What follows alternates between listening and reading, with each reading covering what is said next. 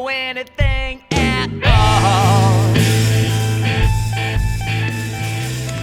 Hey, what's up, guys? It's Double D from the Entitled Millennials podcast, and this is my Thinking Out Loud series. So I'm sure all of us have heard about the recent death of Ahmaud Arbery, a young black man of 25 that was lynched, seemingly in cold blood in Georgia, with no real suspicion of him doing anything wrong. He was out on a run, a jog, whatever, getting some exercise in. Somebody must have put in a call or something. I guess apparently there had been some rash of burglaries in the area. I guess from what I've read, somebody put a call in, said there was a black man running down the street.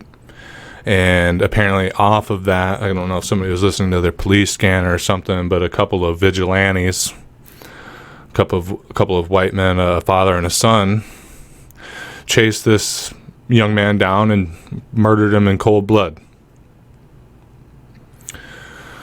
And, somehow I guess this happened 10 weeks ago. And, well, with the news cycle being what it's been with the whole COVID-19 pandemic and all the fucking shitstorm that is American politics right now, somehow this didn't come to my attention until just recently when, my girlfriend, the first message she sent me of the day was, another black man killed in cold blood in the United States of America or something like that. And, she was just telling me how much it broke her heart and told me I should look into it and make a Thinking Out Loud video for it. And I said, yeah, I think I will.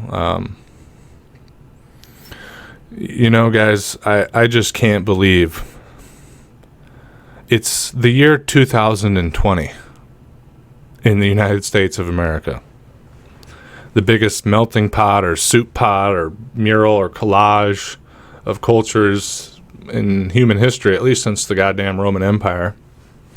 A country that supposedly believes in democracy and equal protection under the law and all these things that we think of when we think of the civilization that is supposed to be the city on the hill. And if you're a watcher of our podcast, if you are a regular viewer on this channel, I'm sure you agree with me that a lot of those things that America supposedly believes in are, not necessarily true. I think it's been a long time since America's been the city on the hill. If we ever were. And it's just incredibly discouraging to know that, in the 21st century,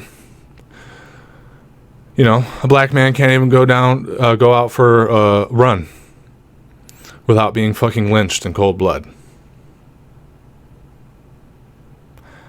I don't know what you guys are thinking and feeling about this, but it just makes me fucking sick. Like, sick to my stomach. Like, even making this video, I don't even know what I'm going to try to say or what I want to say with this. I just knew I had to say something. It's really disheartening. It honestly, it makes me just want to, stare a hole into this camera. Silently. And it'd be one thing if this was, some freak accident or rare occurrence, but it's not. Shit like this happens all the time. How many lone gunmen, I think there was it's in the news all the time. There's some fucking lone wolf, like that kid that went in and shot up a black church or this or that, all these racially charged acts of violence. And even that would be one thing. Not a good thing, but it would be one thing if it was just a bunch of fucking loony racists. But the issue's bigger than that, man. How many young black men have been gunned down in the street from our police, from our professionals that are meant to protect us, serve and protect? The names are endless, man. You can't even list them all here. Somebody literally choked to death, suffocated because he was selling cigarettes. and it's always, the police officer's excuse. I'm like, look, dude, I understand, like, it's a hard job and it's a tense job, especially if you are in some of these urban areas where violent crime is rampant and you're genuinely worried about being shot. But the sheer amount of people that are just murdered by police, and it's like there isn't even an investigation, really. It's just fine. And then we end up finding later out, when people do independent, like, deep dives into it, that a lot of these police officers, like especially in Baltimore, are part of like the KKK or other racist fucking white nationalist groups. And it just keeps happening. And then just don't even get me started about the mass shootings and stuff. And we could have a debate about gun control, and you guys know where I stand on guns, but like, the issue's beyond even anything of that. It's fucking systemic racism that it has existed in this country since before its inception, and just does not, and for whatever reason, America just seems unable to be able to shake it. It's everywhere. We've all heard of redlining that keep black people out of, white neighborhoods. And I don't know if you've ever heard of Black Wall Street, but how the fucking military and the police went in there and shut that shit down, even though it's endless, man. And my heart goes out to the, parents and the family and loved ones of Ahmaud, and I hope I'm saying that right. I just wish I knew when it was gonna end, and I don't know what we're supposed to do, man. I don't understand how in the 21st century, like, you can look at somebody who looks different than you, even maybe talks different than you, or believes something different than you, and have that degree of hate inside you where you'd want to hurt them, let alone kill them.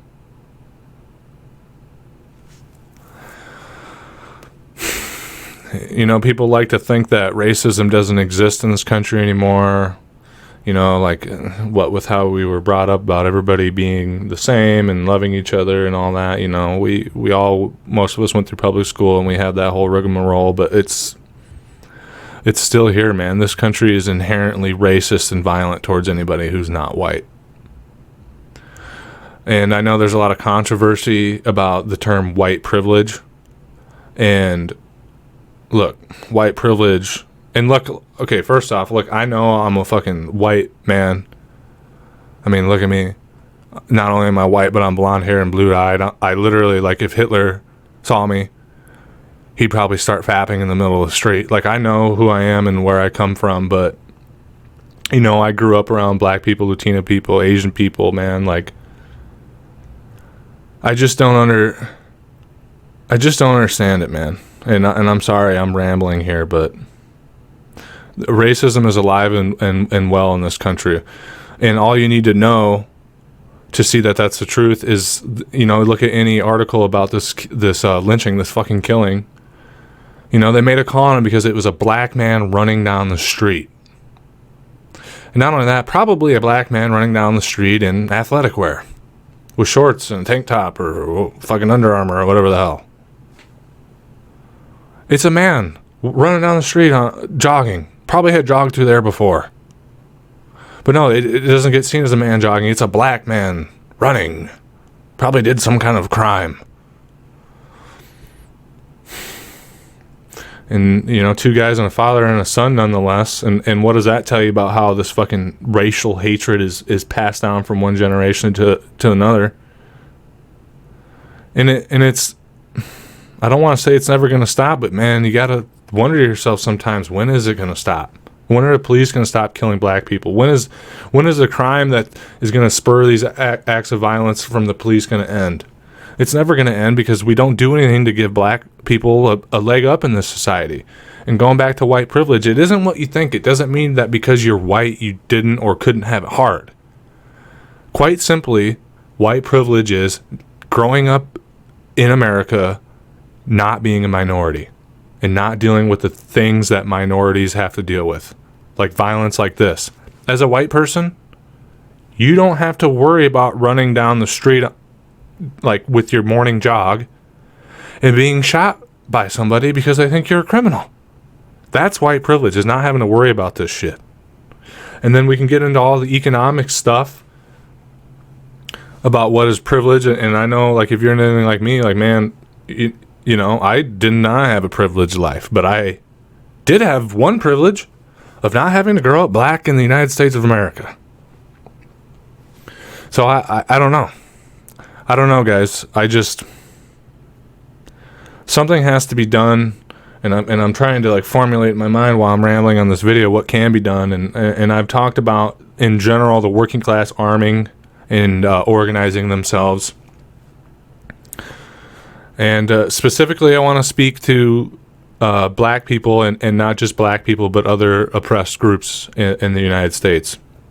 And the message that I say to all working class people is the same, but especially true for you guys out there. You know, in this particular case, black people, you need to arm yourselves. And you need to organize yourselves.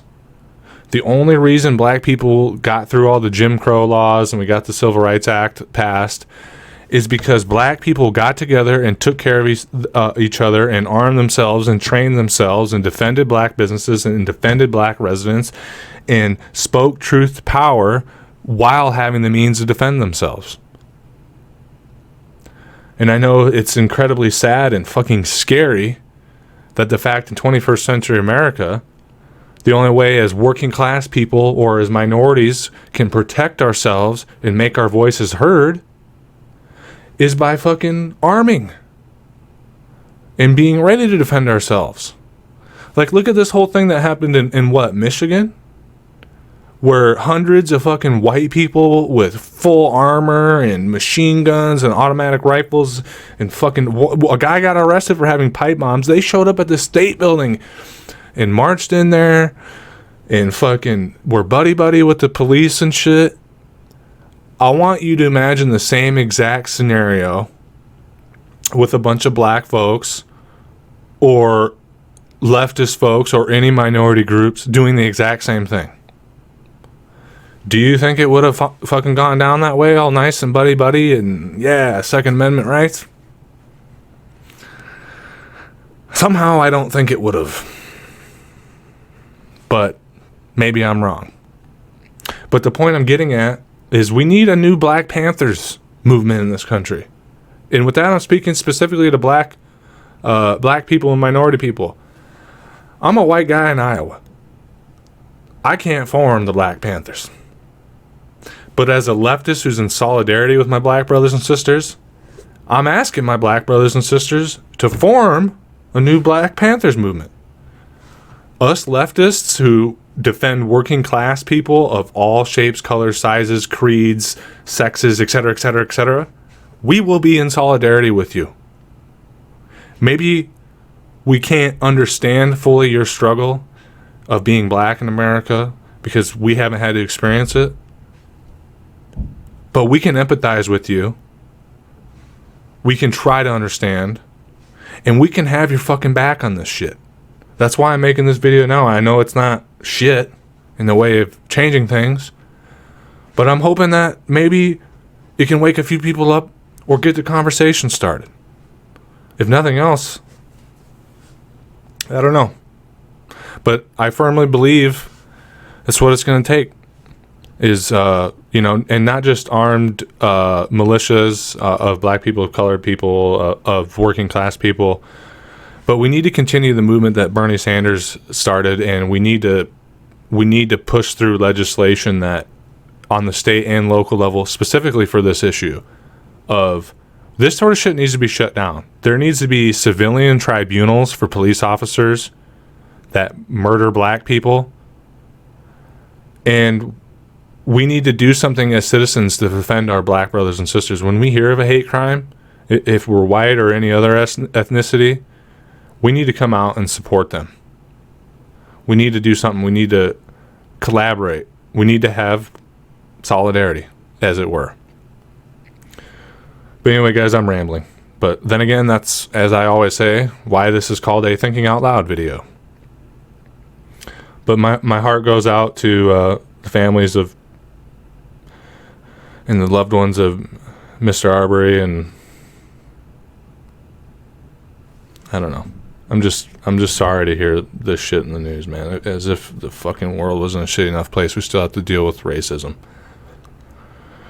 Anyway, guys, I hope maybe if we do have any black brothers or sisters watching this video, I hope maybe they heard what I said and will consider it. And if you want to reach out on our channel or on our Facebook page and talk a little bit about your thoughts about how we can, create a, and I hate using this word because I don't like woke culture, but a more intersectional movement of people of all races, colors, creeds coming together to not only end interracial violence, but violence in general, crime-related violence, and just how we can all come together as working class people and build a movement to change the lives of everybody despite whatever color or race or creed they may be. But anyway, guys, this has been Thinking Out Loud with Double D. Sorry it's been so long since I made a video, and I hope maybe you guys like this one. Share, subscribe, like, get it out to your friends and all that, and I'll see you later on this week with the new episode of the Entitled Millennials podcast. All right, take it easy, and fuck, I hate to say this, but to my black brothers and sisters, fucking be careful out there, please. All right, see you next week. Bye. Anything